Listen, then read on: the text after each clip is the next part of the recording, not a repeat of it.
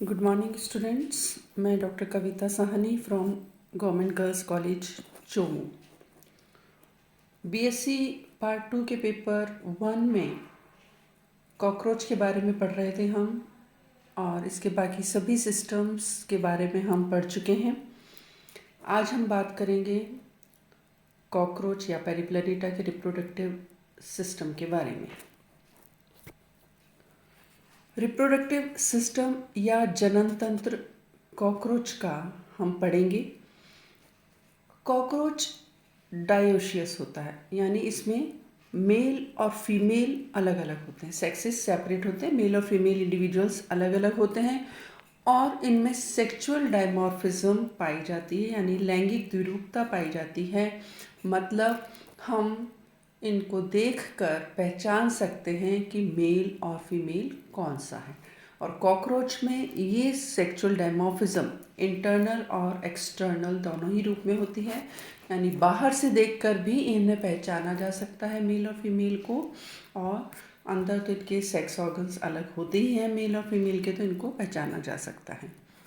Male reproductive system जो है, या जो नर जनन तंत्र है, उसमें ये बहुत सारे ऑर्गन से या बहुत सारे पार्ट से मिलकर बना हुआ होता है, जिसमें मेन है testis, vasa deferentia, ejaculatory duct, mushroom gland, seminal vesicle, phallic gland, genital pouch और एक्सटर्नल जेनाइटेलिया, जिसके द्वारा कि ये बाहर की तरफ खुलता है। और ये सारे पार्ट्स जो हैं मेल रिप्रोडक्टिव सिस्टम के, यानी पूरा मेल रिप्रोडक्टिव सिस्टम, ये सारे ऑर्गन्स एब्डोमिनल रीजन में होते हैं, यानी उदर भाग में प्रेजेंट होते हैं। ये देखिए इसका डायग्राम मेल रिप्रोडक्टिव सिस्टम का। टेस्टिस जो हैं, मेल में टेस्टिस पाई जाती हैं या वृषण होते हैं, और जो टेस्टिस हैं, एक पेयर टेस्टिस होती हैं इसमें, जो कि इसकी फैट बॉडीज जो होती हैं उसमें धसी रहती हैं। और ये जो एक पेयर टेस्टिस है, उसमें से हर एक टेस्टिस जो है उसकी डॉर्सोलेटरल साइड पर, यानी पृष्ठपार्श्व सतह पर, एब्डोमेन रीजन में होती है, जैसा मैंने बताया। तो एब्डोमेन के 4th से 6th एब्डोमिनल सेगमेंट तक ये जो टेस्टिस हैं वो लोब्यूल्स की बनी हुई होती है, जिसमें बहुत सारे छोटे छोटे करीब 30 से 40 वाइट कलर की फॉलिकल्स प्रेजेंट होती हैं। और ये जो टेस्टिस हैं वासा डिफरेंशिया के दोनों साइड पर एक लॉन्जिट्यूडिनल सीरीज में अरेंज होती है, उसके फैली रहती है, और ये अपने स्पर्म्स जो हैं इसी में वासा डिफरेंस में रिलीज करती हैं। जो अडल्ट कॉकरोच है उसमें टेस्टिस जो है वो नॉन फंक्शनल हो जाती हैं और बहुत ही रिड्यूस हो जाती हैं। ये खुलती हैं वासा डिफरेंशिया में। वासा डिफरेंशिया ये भी एक पेयर होता है जो कि जुड़ा हुआ होता है, ये टेस्टिस इसमें जुड़ी हुई होती हैं, और पीछे तरफ जाकर ये वासा डिफरेंशिया दोनों साइड की ये जाकर खुलती हैं इजैक्युलेटरी डक्ट में।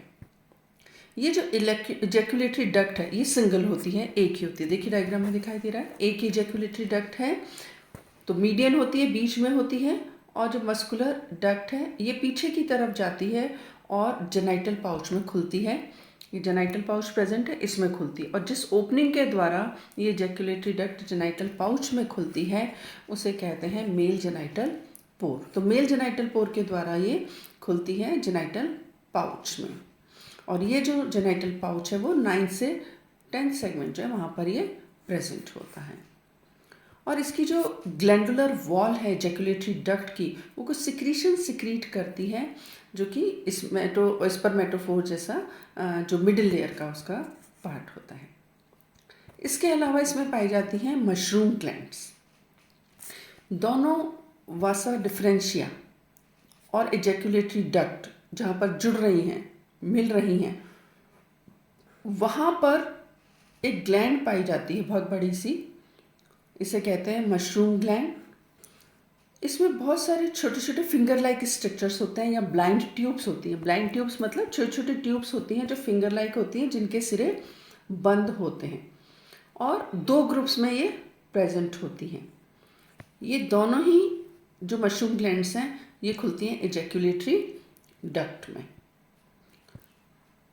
इसके अलावा अगला भाग या अगला स्ट्रक्चर जो इसमें प्रेजेंट होता है मेल रिप्रोडक्टिव सिस्टम में, वो है सेमिनल वेसिकल। सेमिनल वेसिकल जो है वो इजैक्यूलेटरी डक्ट का जो एंटीरियर पार्ट है उसकी वेंट्रल साइड पर या उसकी वेंट्रल सरफेस पर प्रेजेंट होता है। इसमें भी दो ग्रुप्स होते हैं, बहुत सारी छोटी छोटी वाइट कलर के छोटे छोटे सैक लाइक स्ट्रक्चर होते हैं जो सेमिनल वेसिकल होते हैं, और इनका काम होता है स्पर्म्स को स्टोर करना।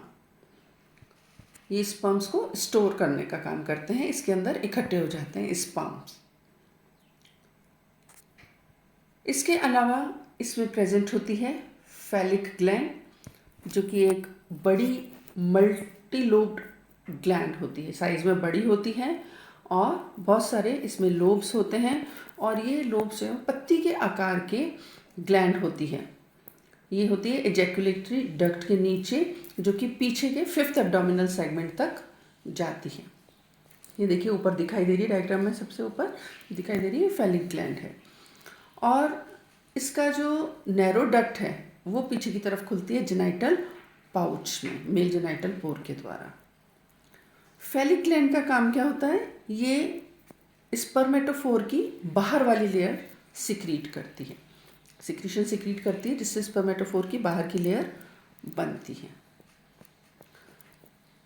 इसके अलावा इसमें प्रेजेंट है जेनाइटल पाउच, जैसा अभी मैंने आपको बताया था, जेनाइटल पाउच इसमें होते हैं। ये जो जेनाइटल पाउच है एक चैम्बर है, कॉकरोच में मेल में प्रेजेंट होता है, और ये एब्डोमेन के पिछले एंड पर होता है, जो पिछला सिरा है एब्डोमेन का या उधर का, वहाँ प्रेजेंट होता है। और डॉर्सल साइड पर तो इसके 9 सेगमेंट और 10 सेगमेंट का टर्गम होता है, 9 और 10 सेगमेंट का टर्गा यानी डॉर्सल साइड वाली प्लेट होती है, और वेंट्रल साइड पर इसके 9 सेगमेंट का स्टर्नम प्रेजेंट होता है। डॉर्सल साइड पे इसके एनस है और वेंट्रल साइड पर मेल जेनाइटल पोर इसमें प्रेजेंट होता है। तो इस तरीके से ये जेनाइटल पाउच होता है, जिसमें कि इसकी इजैकुलेटरी डक्ट आकर खुलती है मेल जेनाइटल पोर के द्वारा। और फिर जेनाइटल पाउच जो है, जिसमें कि ऊपर की तरफ जेनाइटल पोर खुल रहा है, इसके अलावा फैलिक ऑर्गन्स प्रेजेंट हैं और गोनेपोफाइसिस प्रेजेंट होता है, जो कि कॉपुलेशन में मदद करता है। इसको जब मीटिंग होती है फीमेल से तो कॉपुलेशन में इसको मदद करता है गोनेपोफाइसिस। ये तीनों मिलकर एक इरेगुलर प्लेट बना लेती हैं, काइटिन की बनी हुई, और इनको कहते हैं फेलोमियर्स। ये एक्सटर्नल जेनाइटल या इसका गोनेपोफाइसिस बनाते हैं। तो ये हो गए इसके मेल रिप्रोडक्टिव ऑर्गन्स। अब हम बात करते हैं फीमेल रिप्रोडक्टिव ऑर्गन सिस्टम की। फीमेल रिप्रोडक्टिव सिस्टम में इसके जो पार्ट्स प्रेजेंट होते हैं वो है ओवरी, ओविडक्ट और vagina, spermatheca, colleterial gland, genital pouch और एक्सटर्नल जेनाइटेलिया। ओवरीज, ये देखिए डायग्राम में, ओवरीज जो हैं इसमें एक पेयर ओवरी होती है जो येलोइश कलर की होती है, और ये प्रेजेंट होती हैं 2nd से 6th एब्डोमिनल सेगमेंट में, दूसरे से लेकर 6ठे एब्डोमिनल सेगमेंट तक ये प्रेजेंट होती हैं। और जो हाइंड गट है यानी पश्चात होती है, उसकी दोनों साइड पर एक एक ओवरी प्रेजेंट होती है, और ये भी टेस्टिस की तरह इसकी जो फैट बॉडीज होती हैं उसमें धसी रहती है। हर एक ओवरी जो है उसमें 8 लंबी लंबी डक्ट्स होती हैं, ब्लाइंड ट्यूब लाइक स्ट्रक्चर होते हैं, ये देखिए इसमें दिखाई दिख रही है, और बीडेड सी दिखती है, जैसे बीड्स होते हैं जुड़े हुए होते हैं आपस में एक तरीके से। इस तरीके से हर एक ओवरी में 8 ये इलोंगेटेड, जो कि ऊपर की तरफ पॉइंटेड होती हैं, ट्यूब्स होती हैं, और इन्हें कहते हैं ओवेरियन ट्यूब्स या ओवेरियोल्स कहते हैं। हर एक ओवेरियोल में एक सीरीज में बहुत सारे ओवा प्रेजेंट होते हैं, और ये सारे ओवा जो है डिफरेंट डेवलपिंग स्टेजेस में होते हैं, अलग अलग परिवर्धन की स्टेजेस में ये ओवा होते हैं। और हर एक ओवेरियल जो है इसमें एंटीरियर साइड पर, इसका जो एंटीरियर एंड है यहाँ पर जर्मेरियम होता है, जिसमें बहुत सारे इमेच्योर ओवा दिखाई देते हैं, जो कि अर्ली डेवलपमेंट स्टेज में होते हैं, यानी शुरुआती स्टेज में होते हैं। और इसके बाद इमेच्योर ओवा, जैसे जैसे एग का फॉर्मेशन होता है तो पोस्टीरियर रीजन जो है इसका, वहाँ पे मैच्योर ओवा दिखाई देते हैं पोस्टीरियर रीजन में, और इसे कहते हैं वाइटिलेरियम। इस वाइटिलेरियम में जो है वो मैच्योर ओवा होते हैं, डायग्राम में देखिए दिखाई दे रहे हैं आपको। और ये जो एंटीरियर पॉइंट है इसका ओवरी का, जो कि पॉइंटेड ऊपर की तरफ नैरो होता जा रहा है एपिकल एंड वो टर्मिनल फिलामेंट्स होते हैं इसमें ओविड्यूल्स के, हर एक ओवरी के, ये सब आपस में जुड़े हुए होते हैं और आपस में जुड़कर एक पतला सिंगल थ्रेड बनाते हैं जिसे सस्पेंसरी लिगामेंट कहते हैं और जो कि फैट बॉडीज में धंसा रहता है।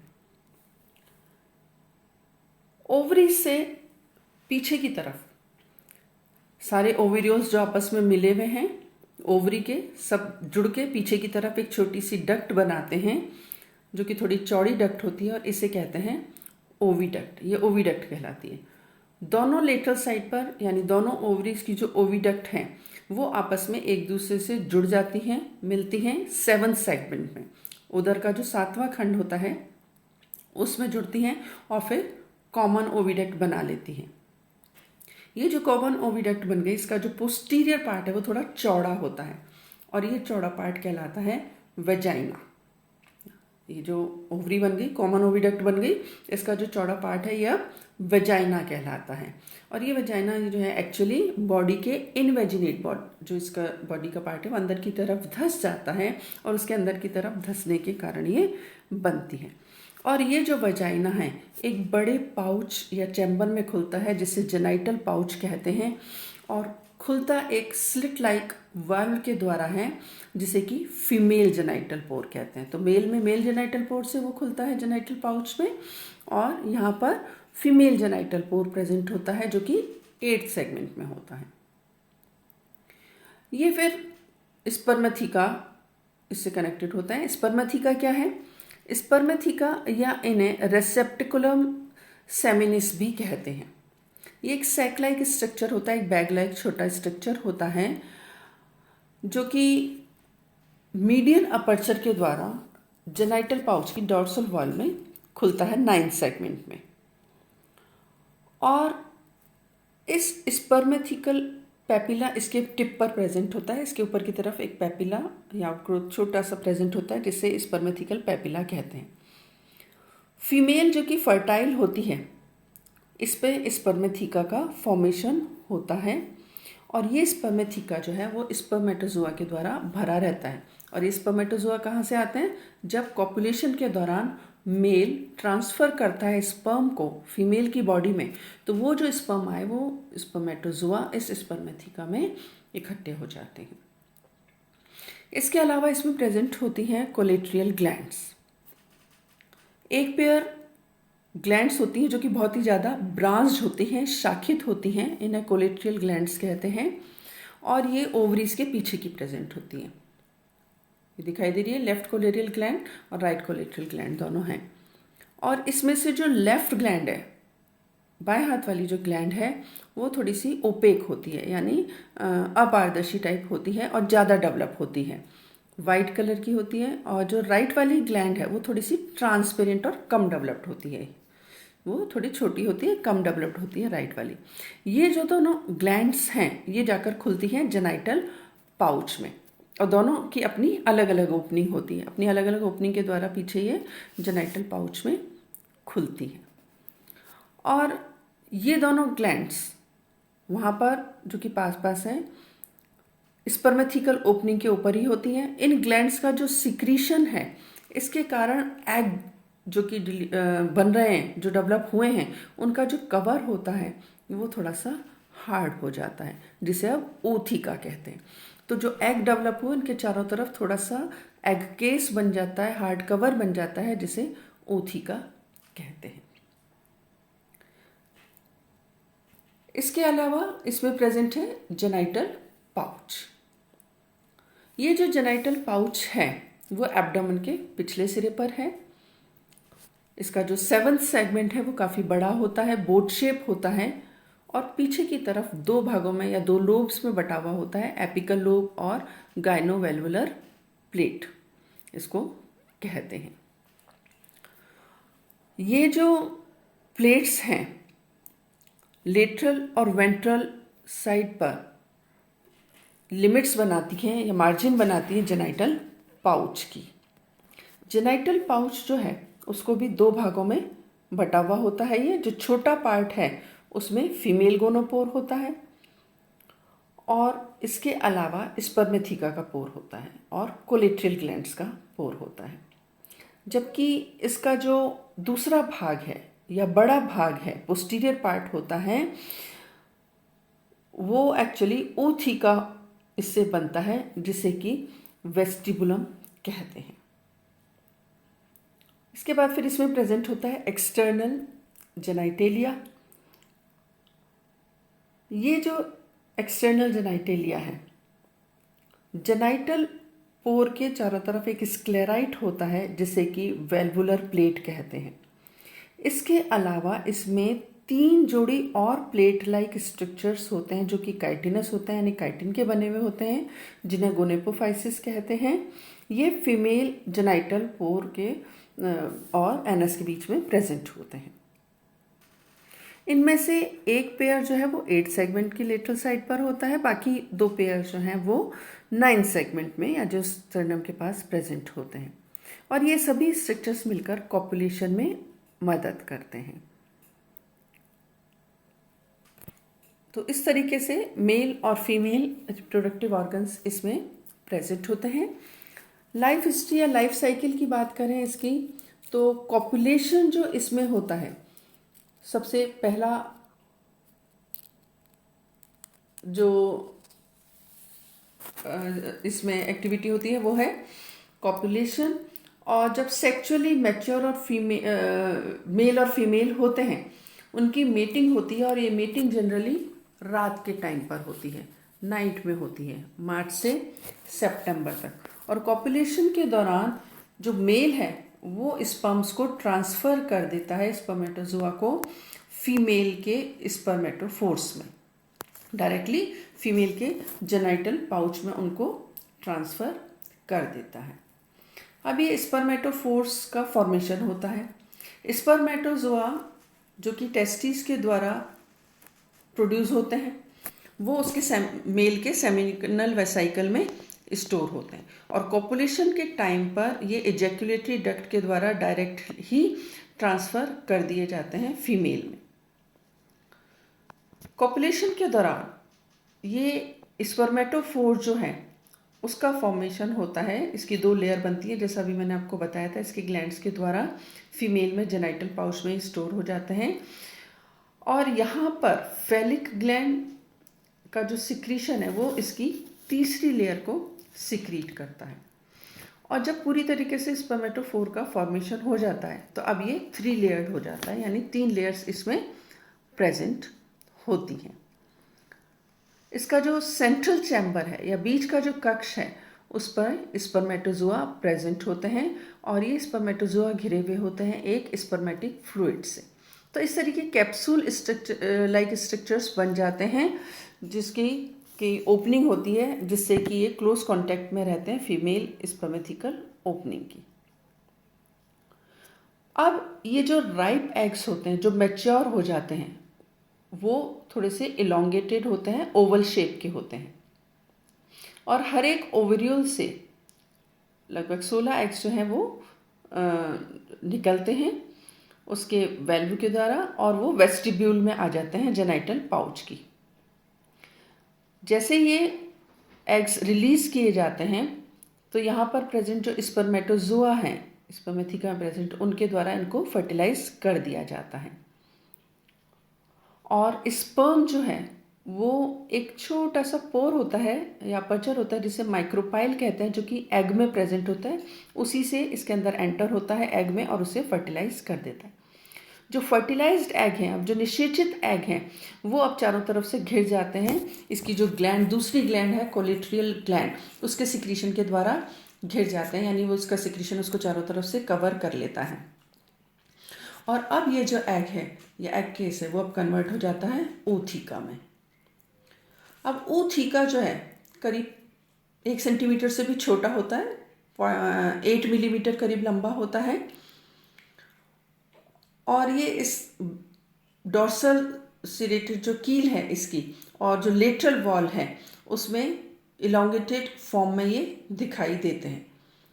और ये जो ootheca है उसका एक स्पेसिफिक शेप होता है, और बन जाता है, जो कि ओवल होता है ओविपोजिटर वॉल्व के द्वारा, और इसकी जो इनर वॉल है उसकी जेनाइटल पाउच की, उसके द्वारा इसको स्पेसिफिक शेप ले लिया जाता है।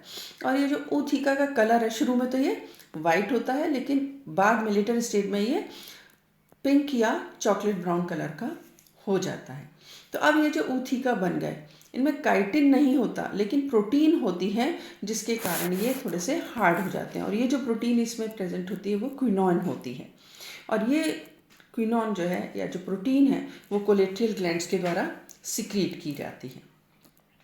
अब ये जो ऊथिका बन गए, वो फीमेल कॉकरोच जो है इन ऊथिका को कैरी करती है, उसके एब्डोमेन से बाहर निकले रहते हैं। ये इतने साइड में बढ़ जाते हैं कि एब्डोमेन से बाहर निकले हुए दिखाई देते हैं, और बहुत दिन तक वो उन्हें ऐसे ही लेकर घूमती है, जब तक कि वो उसको किसी वार्म या गर्म स्थान पर डिपॉजिट या थोड़ी सेफ प्लेस पे, जो कि डार्क हो, अंधेरी जगह हो, वहाँ पर उनको ना इकट्ठा कर दे। और वहाँ पर जब ये ऊथिका रिलीज होते हैं, उसके बाद इसका एम्ब्रियोनिक डेवलपमेंट होता है। तो एम्ब्रियोनिक डेवलपमेंट के दौरान ये जो ऊथिका है, इसमें हर एक में डिप्लॉयड न्यूक्लियस होता है, उसमें काफ़ी मात्रा में योग प्रेजेंट होता है, और ये योग जो है वो डेवलपिंग एम्ब्रियो को फूड प्रोवाइड करता है, यानी इसी से इसको भोजन मिलता है। अब ये जो एग है, इसमें क्लीवेज होगी। क्लीवेज इसमें होती है सुपरफिशियल टाइप की क्लीवेज, जो कि इंसेक्ट की खास होती है, और उससे ब्लास्टुला का फॉर्मेशन, और ब्लास्टुला के बाद गैस्टुला का फॉर्मेशन होता है, और गैस्टुला फिर डेवलप होकर एम्ब्रियो बनाता है, जो कि ब्लास्टोडर्म्स उसमें अलग फॉर्मेशन हो जाती है। और अब जो लार्वा ये जो बना एम्ब्रियो, उसमें 3 लेयर्स प्रेजेंट होती हैं, एक्टोडर्म, मीजोडर्म और एंडोडर्म। अब नेक्स्ट स्टेप जो होता है इसमें वो होता है हैचिंग। जब हैचिंग होती है तो जो ऊथिका की जो डॉर्सल साइड पर मैंने बताया था कील होता है, वो स्प्लिट हो जाता है, वो ब्रेक हो जाता है, और छोटे छोटे कॉकरोच बाहर निकलते हैं, जिन्हें कहते हैं निम्फ। और ये निम्फ जो हैं अपनी एग मेम्ब्रेन को वहीं छोड़कर वहाँ से बाहर निकल जाते हैं। तो जो फ्रेशली हैज निम्फ होते हैं, या जो न्यूली निम्फ बाहर निकलते हैं, बहुत ही डेलिकेट होते हैं, ट्रांसपेरेंट होते हैं, और ऑलमोस्ट कलरलेस होते हैं, जिसमें केवल ब्लैक छोटी छोटी आइज दिखाई देती हैं। करेक्टर्स इनमें सारे होते हैं अडल्ट के, लेकिन केवल साइज और कलर इनका एडल्ट से अलग होता है। बाकी स्ट्रक्चर्स एडल्ट के यानी वयस्क के समान ही होता है। तो जल्दी ही फिर इसमें हैचिंग के बाद जब निम्फ निकले, इसमें मेटामॉर्फोसिस होती है, कायांतरण होता है, और ये जो निम्फ हैं इनमें मोल्टिंग होती है, और 6 से 7 बार मोल्टिंग होती है इसमें, एक के बाद एक। और निम्फ जो है उसका डेवलपमेंट होता रहता है, धीरे धीरे उसमें विंग्स का यानी पंखों का फॉर्मेशन होता है, और जो विंग पैड होते हैं उनका फॉर्मेशन होता है।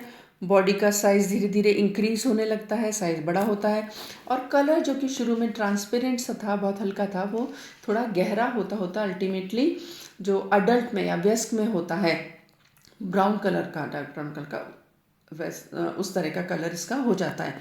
पूरी तरह से विंग्स या पंखों का डेवलपमेंट हो जाता है।